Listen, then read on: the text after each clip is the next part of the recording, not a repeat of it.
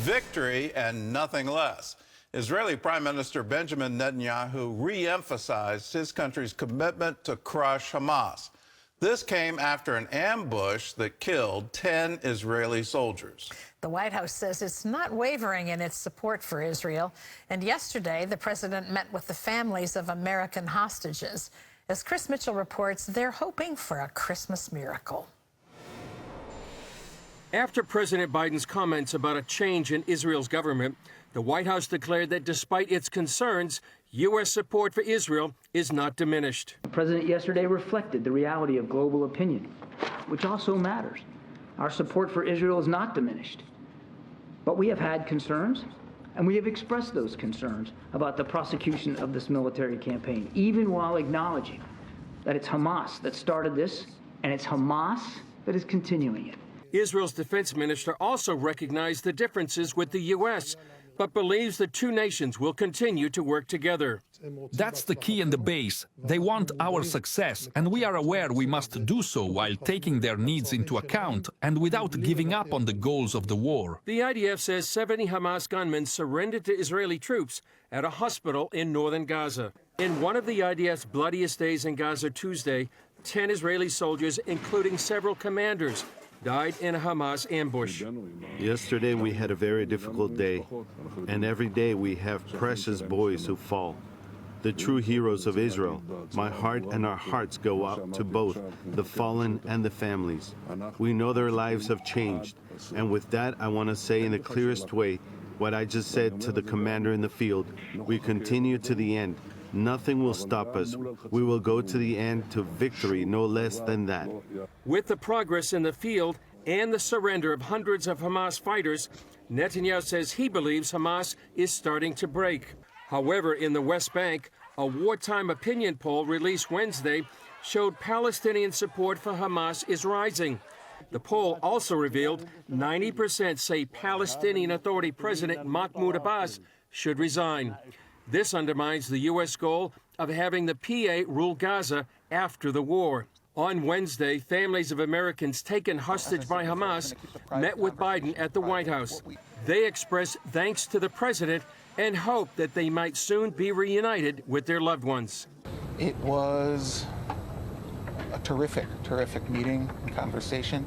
I think we all came away feeling that as families of hostages, of American Israeli hostages, which are 8 out of a total of 138 hostages, we felt that, and we felt before, and we were only reinforced in seeing and believing that we could have no better friend in Washington or in the White House than President Biden himself and his administration. We love a Christmas miracle. We would love all of our loved ones to come back and be with us for Christmas. So when you talk about the Pope, our hope is that he and others like himself will influence these people in the Middle East that are all actors in this part of getting these hostages out. Chris Mitchell, CBN News, Jerusalem. Let us continue to put pressure on Hamas. That's where the pressure properly belongs. They're the ones that started this. It was a horrific attack, and Israel is justified in defending itself and pursuing this to the end. Hamas has to stop. They have to unconditionally surrender. They have to release all of their hostages. They have to give up their arms, and they need to surrender. Well, the Netanyahu government is facing internal criticism over the October 7th attacks.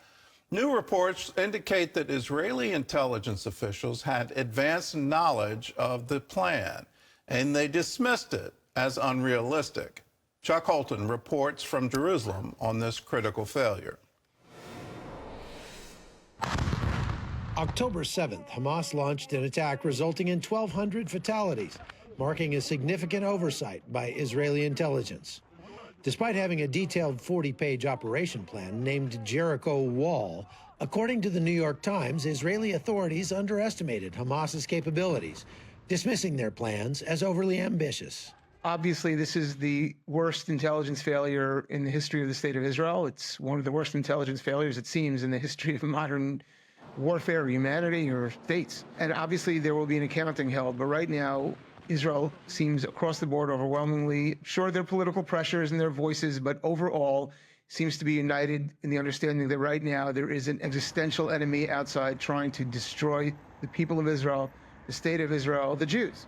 The attack reportedly mirrored Hamas's strategic plan, a combination of rocket barrages and drones aimed at crippling security systems, along with gunmen using diverse transport methods, successfully breached Israeli defenses. Any objective listener or observer is going to agree that, yeah, it was an intelligence failure, that the enemy could plan and organize that many thousands of fighters to breach in 30 different breach points, come through the fence, and do that kind of damage.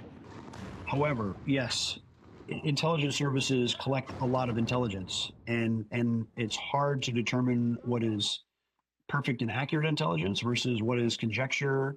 But this isn't the first time Israel has had to overcome these challenges. The Israelis have a long history of overestimating their capabilities against their enemies and underestimating the threat when it comes to the Arabs specifically. In both the 1967 and the 1973 wars, the Israelis almost lost their country because they didn't pay attention to the warning signs that were everywhere. And that should have served as a lesson in this war with Hamas. But unfortunately, they fell prey to the same hubris this time as well. So yes, there might have been indications, warnings a year before. The fact is, we know this because the players involved have said so. I had some operations orders translated.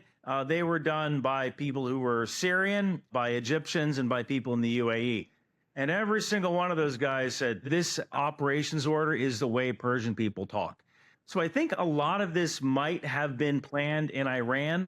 The aftermath of the attack raises critical concerns in how Israel identifies and reacts to credible threats. Israel knew about some of this information, but they considered it aspirational. When you think about it, this seemed like such an off-the-wall attack. You're using hang gliders and so on. Who would have thought of that? And who wants to be the guy that puts their career on the line and says, hey, guess what? Qassam is going to attack with hang gliders. Before they spend any effort on deciding who to blame, however, Israel needs to win the war. It has to go way past that. And, contra the pressure coming up from the world to create a state governed by the Palestinian Authority, which is no less genocidal, no less evil than Hamas, there needs to be a complete change in how Israel relates to those hostile populations that surround it. Chuck Holton, CBN News, Jerusalem. Well, as the story is playing, I thought of our own intelligence failure back at 9/11, where there seemed to be chatter, there seemed to be discussion, but it just seemed absolutely outrageous that people could commandeer airplanes and fly them into buildings. So you look at this and say, from a human standpoint, you can understand why you would think it was aspirational. This was just so outlandish that they didn't think it was possible. At the same time, you have to give it credibility. And so what's going to happen in this internal investigation, and where's Israel going to go with this? The larger question, and it is a much larger question, did America win 9/11? Did we win the war in Afghanistan? Did we win the war in Iraq? Have we won the war against radical terrorism? I think the answer quite clearly is no, we haven't. And so Israel can win the battle against Hamas, but has it won the peace? And what's it going to take to win the peace? To change the ideology that Palestinians are raised with, that Israel should be removed from the map, and this chant from the river to the sea. What's it going to take, and how many generations is it going to take to win the peace? And in that, what needs to be dismantled that is currently funding it? You know, we can look at funds coming from Iran, but what about funds coming from the UN? What about funds coming from the United States of America to prop up UNRWA, to prop up the Palestinian Authority, allow them to continue to train their children and their children's children in terrorism? UNRWA had terrorists on salary. UNRWA employees were holding hostages. That means UNRWA should stop too, and we should stop funding it.